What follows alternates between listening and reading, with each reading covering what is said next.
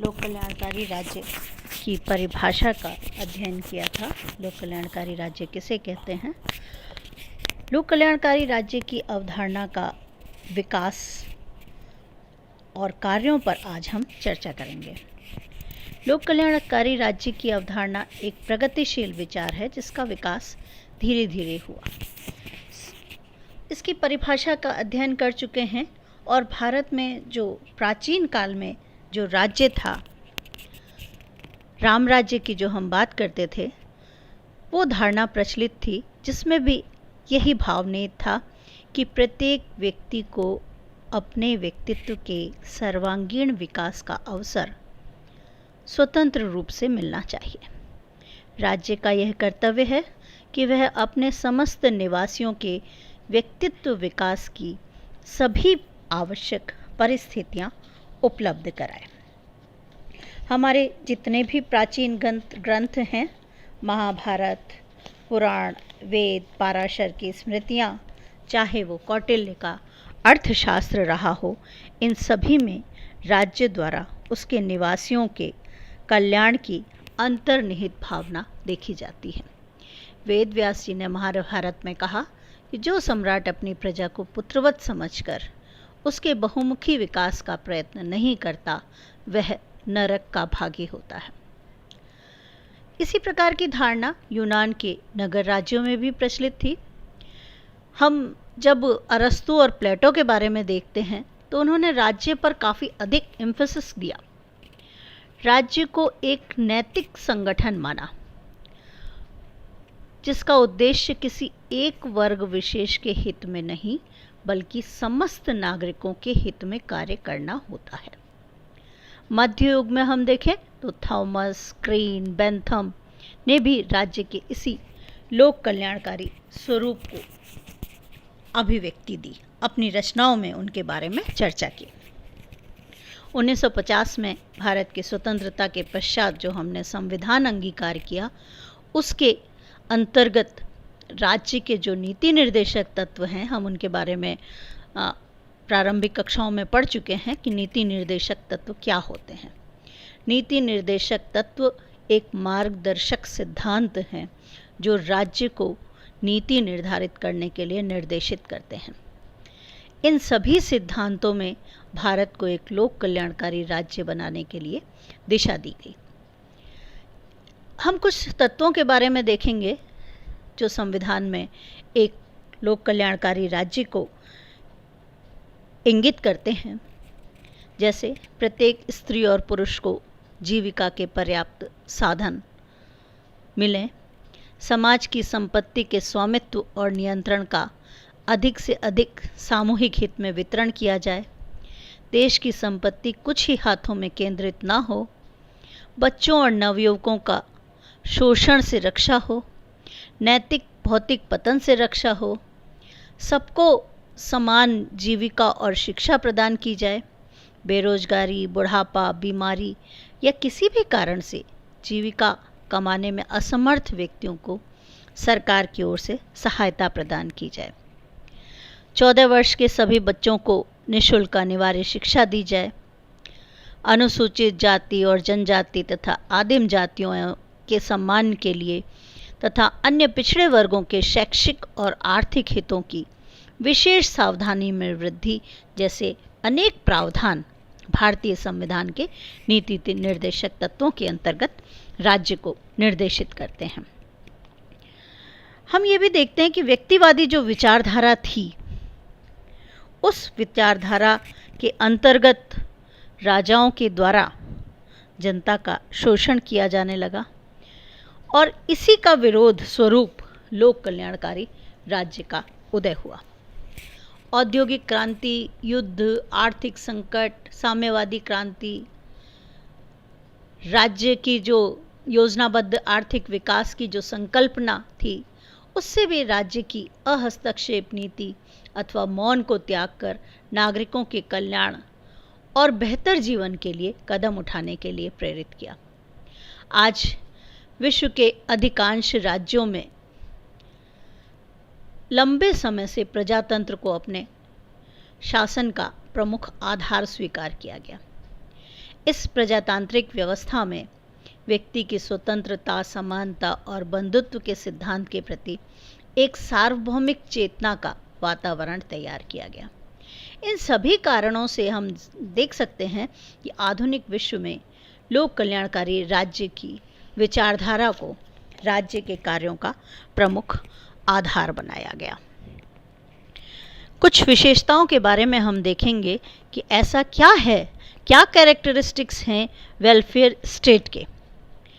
लोक कल्याणकारी राज्य की अवधारणा अपने परिवेश में राज्य के कार्यक्षेत्र के बारे में समाजवादियों के द्वारा जो समर्थित विचारधारा थी उसको अपने आप में समेटता है। समाजवादी राज्य की जो विचारधारा थी इस बात का समर्थन करती थी कि समाज में आर्थिक असंतुलन को समाप्त किया जाए, गरीबी अमीरी के अंतर को कम किया जाए, शोषण को रोका जाए और साथ ही साथ उत्पादन और वितरण के साधनों को राज्य के द्वारा नियंत्रित किया जाए। लोक कल्याणकारी राज्य की विचारधारा समाजवादियों के द्वारा इंगित इन लक्ष्यों के विपरीत नहीं है, बल्कि इस विचारधारा की अधिकांश सीमा तक समर्थन करती है। कुछ विशेषताएं हम देखेंगे।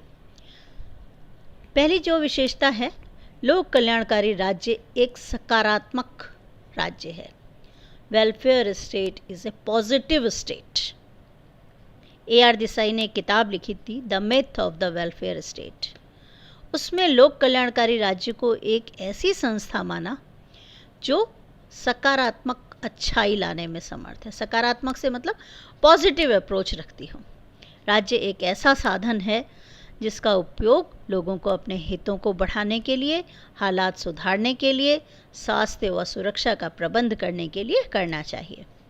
लोक कल्याणकारी राज्य की अवधारणा यद्यपि मूल रूप से सरकार के सकारात्मक कार्यों पर बल देती है, लेकिन अगर हम नकारात्मक रूप में भी देखें तो यह अवधारणा समाज में गलत कार्यों पर प्रतिबंध लगाने की भी पक्षधर है।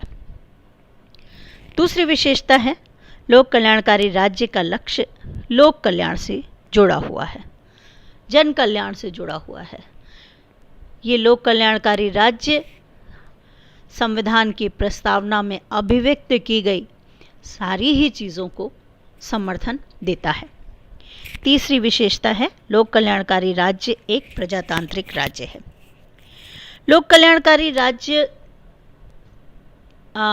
प्रजातांत्रिक राज्य है, democratic state. Welfare state is a democratic state. राजनीति शास्त्र के विचारकों का मानना है कि लोक कल्याणकारी राज्य प्रजातांत्रिक राज्य होता है। प्रजातंत्र यानी जनतंत्र, जनता का शासन। अब्राहम लिंकन ने कहा था, जनता का, जनता के लिए, जनता द्वारा शासन। वह राज्य जनता की इच्छा की जहाँ पर अभिव्यक्ति हो और इस इच्छा की पूर्ति को ही वह अपने कार्यों को आधार बनाए, तो उसे हम कहते हैं कि वो प्रजातांत्रिक राज्य है। जैसे न्यूनतम आय के साधन की गारंटी देना उनको, सामाजिक संकटों, पारिवारिक कष्टों को दूर करने के लिए सामाजिक सुविधाएं प्रदान करना, समाज के निर्बल और असहाय लोगों को आगे बढ़कर मदद करना आदि अनेक ऐसे कार्य हैं जो प्रजातांत्रिक यानी डेमोक्रेटिक स्टेट के द्वारा ही कर सकता है। डिक्टेटरशिप कोई राज्य नहीं है। अधिनायकवादी व्यवस्था को हम राज्य नहीं कह सकते। राजनीतिक विचारधारा में वर्तमान में विश्व के साम्यवादी देशों जैसे सोवियत संघ, चीन तथा इन खेमों में भी अन्य देशों को प्रजातांत्रिक और लोक कल्याणकारी राज्य नहीं माना जा सकता। इन विचारकों ने प्रत्येक लोक कल्याणकारी राज्य में ऐसी औपचारिक प्रजातांत्रिक संस्थाओं की उपस्थिति को आवश्यक माना है जो व्यक्ति की इच्छाओं को सरकार तक पहुंचाने में एक संदेश वाहक के रूप में कार्य करते हैं। लोक कल्याणकारी राज्य मिश्रित अर्थव्यवस्था का पक्षधर है। Welfare state is an advocate of mixed economy. लोक कल्याणकारी राज्य मिश्रित अर्थव्यवस्था। क्या है मिश्रित अर्थव्यवस्था? मिश्रित अर्थव्यवस्था यानी पूंजीवाद और समाजवाद का मिश्रण होना चाहिए। यानी उत्पादन व वितरण दोनों के संबंध में राज्य का कुछ सीमा तक हस्तक्षेप आवश्यक हो। लोक कल्याणकारी राज्य के जो विचारक हैं वो पूंजीवादी समाज की बुराइयों जैसे गरीबी, बेरोजगारी, असुरक्षा की भावना को दूर करने के लिए प्राकृतिक साधनों का सर्वोत्तम उपयोग कर उत्पादन और वितरण के साधनों पर राज्य का नियंत्रण आवश्यक समझते हैं, ताकि लोगों को एक न्यूनतम आय की गारंटी दी जा सके, परंतु साथ ही साथ वह निजी क्षेत्रों को भी मौका देना चाहता है, उस पर पूर्ण प्रतिबंध नहीं लगाता। इस तरह यह मिश्रित अर्थव्यवस्था का समर्थक है। लोक कल्याणकारी राज्य निम्न प्रकार की आर्थिक सुरक्षा भी प्रदान करता है। आर्थिक सुरक्षा से यहाँ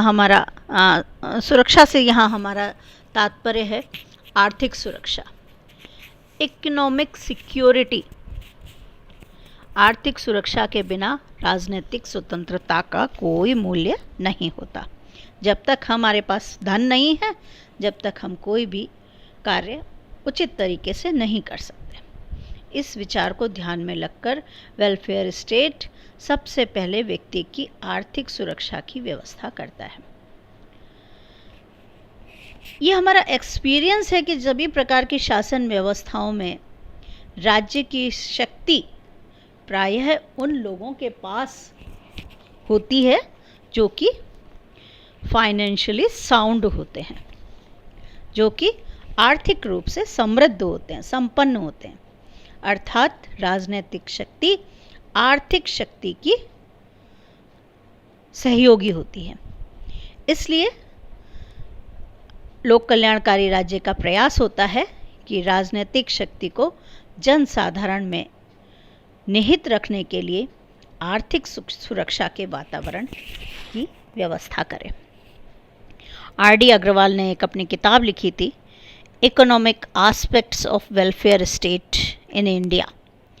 इसमें जो प्रमुख आर्थिक तत्व एक लोक कल्याणकारी राज्य को निर्देशित करते हैं वो ये थे: एक विकसित अर्थव्यवस्था हो, पूर्ण रोजगार हो, न्यूनतम जीवन स्तर हो, सामाजिक सुरक्षा प्रदान की जाए और अवसर की समानता हो।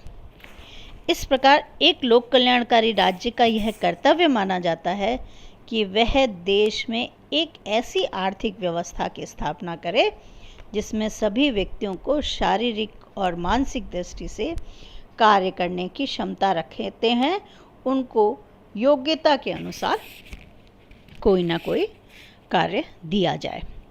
जो अस्वस्थ हैं, जो जीवन यापन करने में असमर्थ हैं, राज्य के द्वारा उनके लिए व्यवस्था की जानी चाहिए। लोक कल्याणकारी राज्य नागरिकों को स्वस्थ बनाए रखने के लिए पर्याप्त भोजन, निवास, वस्त्र आदि जीवन स्तर की न्यूनतम आवश्यकताओं को उपलब्ध कराने के प्रति सक्रिय होना चाहिए। राज्य द्वारा यह प्रयत्न किया जाना चाहिए कि जहाँ तक संभव हो व्यक्तियों को आय के न्यूनतम और अधिकतम स्तर में ज़्यादा अंतर नहीं हो। न्यूनतम और अधिकतम से बहुत ही गरीब कोई ना हो और बहुत ही अमीर नहीं हो। धन का केंद्रीकरण ना तो अमीरों के पास ज़्यादा हो और ना ही गरीब पूरी तरह से वंचित हों। दूसरी बात की जाती है पॉलिटिकल सिक्योरिटी की, राजनीतिक सुरक्षा। लोक कल्याणकारी राज्य में व्यक्तियों के लिए राजनीतिक सुरक्षा की भी व्यवस्था हो। राज्य को ऐसी व्यवस्था की स्थापना की जाए जिसमें राजनीतिक शक्ति केवल कुछ व्यक्तियों के हाथों में नहीं परंतु सभी व्यक्तियों में निहित होनी चाहिए। वे व्यक्ति अपने अधिकतम विवेक का आधार पर राजनीतिक शक्ति का अधिक से अधिक जनता के हित के लिए प्रयोग करें। लोक कल्याणकारी राज्य द्वारा लोकतांत्रिक शासन व्यवस्था को अपनाया जाता है। इस रूप में हमें कुछ नागरिकों को राजनीतिक अधिकार मिलते हैं, जैसे विचार अभिव्यक्ति की स्वतंत्रता, राजनीतिक दलों के गठन की स्वतंत्रता, वोट देने का अधिकार, इलेक्शन लड़ने की राजनीतिक स्वतंत्रता। ये सारी स्वतंत्रताएं नागरिकों को प्राप्त होनी चाहिए। लोकहित पर आधारित जहाँ बहुमत की बात की जाती है, वहाँ शासन की नीतियों को शांतिपूर्ण विरोधियों के माध्यम से अगर अल्पमत में आते हो तो भविष्य में बहुमत में बदलने की अधिकार प्राप्त होना चाहिए। यानी जब हम समझें कि कोई व्यक्ति, कोई राजनीतिक दल सत्ता में रहने के योग्य नहीं हैं, तो हम उसे पद से हटाने में समर्थ हो सकें। तीसरी बात जो की जाती है वो है सोशल सिक्योरिटी की। एक लोक कल्याणकारी राज्य सभी नागरिकों को सामाजिक सुरक्षा प्रदान करने के लिए वचनबद्ध अनुभव करता है।